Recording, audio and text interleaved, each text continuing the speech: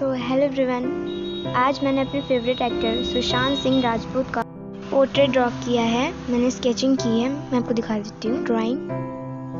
मुझे इसे बनाने में 3 से 4 दिन लगे हैं। मैंने अपने फ्री टाइम में इसे ड्रॉ किया है। एक वीडियो भी बनाई है जो आप आगे देखोगे, और मैं इसका रेफरेंस भी आपको दिखा देती हूँ। ये रहा वो रेफरेंस, मैंने इसी को देख के बनाया है। अनफॉर्चुनेटली इसमें थोड़ी सी गड़बड़ हो गई है, बट मैंने इसी को देख के बनाया है। तो वीडियो शुरू करते हैं।